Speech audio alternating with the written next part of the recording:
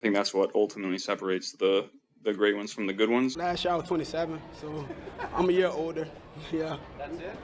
A year wiser. The AFC North is perhaps the toughest division in football, and it's like a battlefield. You have the incumbent Baltimore Ravens, who are looking to hold on to their territory as division champs for the last 2 years. You have the Joe Burrow-led Cincinnati Bengals looking for a revenge tour. How much firepower do they have on the defensive side of the ball will dictate things. You have the Steelers, Aaron Rodgers, the last hurrah for an aging soldier trying to capture glory one more time, and the Cleveland Browns, a young team with a lot of generals in the locker room at quarterback, but are they the right kind of leaders? I'm here to tell you every team's strength and weakness, ceiling and floor. This is the final division prediction, and this is HillTimeSports. Battle-hardened and looking to finish the job with a Super Bowl victory, the Baltimore Ravens finished with a 12-5 record in 2024. Lamar Jackson was great and was runner-up for the MVP, 45 touchdowns, 4 interceptions, and an overall grade of 94. Derrick Henry added a lot of firepower. King Henry rushed for almost 2,000 yards and 16 touchdowns. Zay Flowers added 1,059 yards. Mark Andrews added 11 touchdowns. They were number 1 in rushing.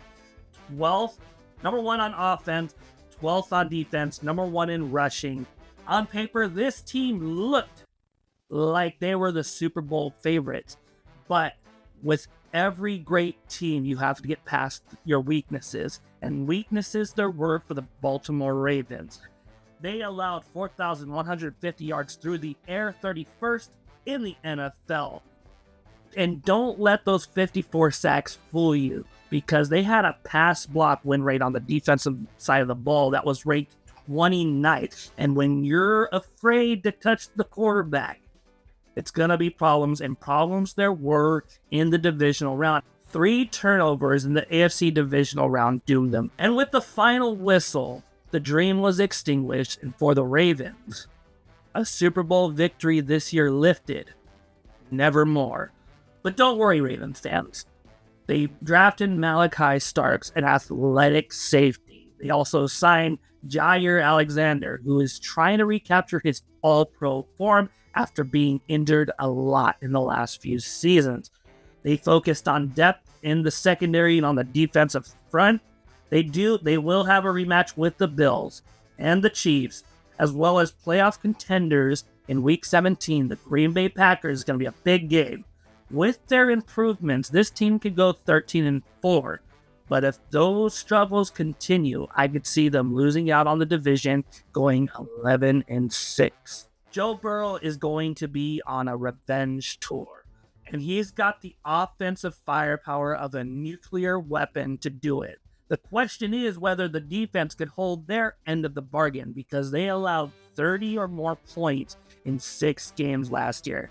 Now, sure, Burrow finished with a 93.9 overall grade, 38 big-time throws led the NFL and 43 touchdowns. Jamar Chase was a dog, 17 touchdowns. T. Higgins added 10.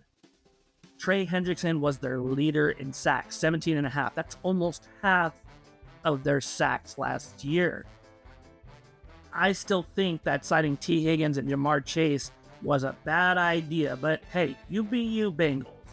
Because the Cincinnati Bengals have proven time and time again that they don't pay their stars like they should, and that's why they've been incompetent. They're about as competent as the early Civil War generals before Grant took over. They drafted Shamar Stewart in the offseason and proved just how stinky they are by not offering him a good contract. You have one of the worst defensive lines in the league, barring your star player, and you're not going to sign this guy to what he wants. It wasn't until late July, when training camp started, that Shamar showed up and got a contract. Trey Hendrickson isn't even practicing. He's got to be behind And the defense is going to have to step it up this year for them to even compete. You can't allow 30 or more points. They're playing the Eagles, they're playing the Commanders, they're playing Baltimore twice, and Pittsburgh. All these teams have made the playoffs, and the Denver Broncos. This team can go 11-6 as their highest ceiling, but they can also fall to an 8-9 record. This depends on the defense and on whether Trey Hendrickson makes his way back to the roster. The starting quarterback for the Pittsburgh Steelers. Aaron Rodgers is taking his last stand on the battlefield. He had a bad year with the Jets, but that's the Jets. For the Pittsburgh Steelers, they were 10-7 last year. Lost in the wild card round again. They haven't had stability at the quarterback position since Ben Roethlisberger retired. And the ones to take the charge last year were Russell Wilson and Justin Fields. And Russell Wilson is a great quarterback in his heyday, but he's well past his prime. And Justin Fields, the jury's still out on him. I will give them credit because they finished with the top 10 defense in yards allowed. Their offense ranked 13th in EPA with a 0.03 average. George Pickens had a total EPA of 78.3, but he is gone. He went to the Cowboys. He's got attitude problems, so I could see why. But Najee Harris had a total EPA of negative 2.7. Despite being shaky, though, the Steelers were top 10 in expected points added. TJ Watt continued to be who he is. He was a force, 11.5 sacks, 6 forced fumbles. Now, you may be saying 11.5 sacks isn't that great. I think it's great. 6 forced fumbles is really good. He scored a big contract in the offseason. He became the highest paid player, at least for now, whether Micah Parsons gets a contract or not. Run game did show some improvement, but continues to be a weakness for a team that was built on running the ball in the 70s through the 2000s and into the 2010s. In the offseason, though, they got DK Metcalf. Like I said, they traded away George Pickens. Mika Fitzpatrick's gone.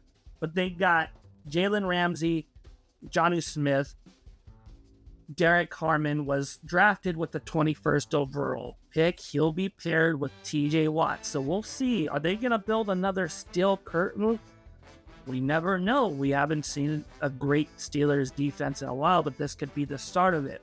They play the Vikings, Packers, the Chargers. They're all playoff teams.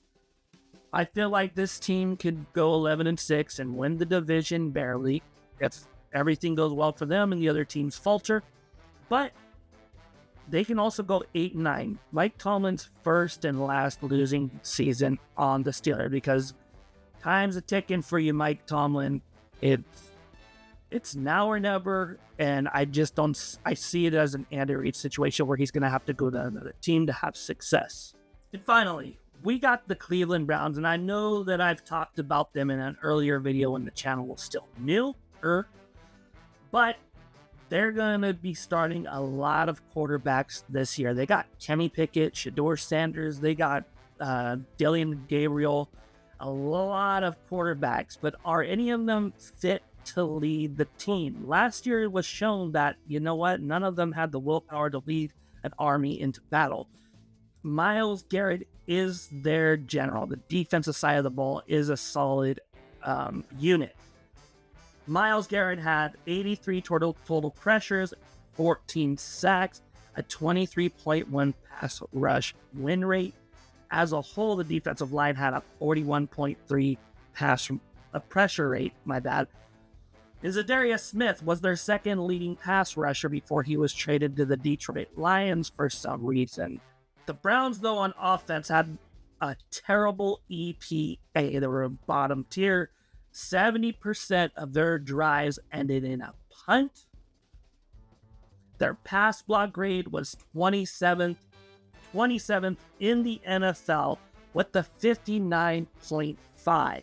They were blitzed 23.6% of the time, which was ranked 24th. Despite their defense being top tier, they allowed a 36% third down conversion rate. This team has shown how incompetent they have been. I've never witnessed a great Cleveland Browns team like with Bernie Kosar. And even when you guys had Baker Mayfield, who was playing for you guys with the playing for the Browns with the shoulder injury, they shipped him out like a bag of garbage. And now look where you are, 3-14. They did nothing but fix the QB situation except bringing in Kenny Pickett, Flacco, Gabriel, and Shador Sanders. Maybe one of these guys will do well, but it looks like a clown car out there. And the leader of the clown car is the Cleveland Browns front office. The best move that they did, though, was get Mason Graham and Carson Schweisinger to pair with Myles Garrett to hopefully make this defense even better, to cover up just how filthy, stinky, rotten this offense has been for the last couple of seasons. Having said that, with the schedule featuring the Bills, Chiefs, Ravens, Steelers, and the Bengals, who will be fighting for a playoff spot and may win the division, in my opinion, this team is about to be the worst in the NFL, picking top 5. Once again, I don't see them winning more than 5 games, and at worst, they will lose.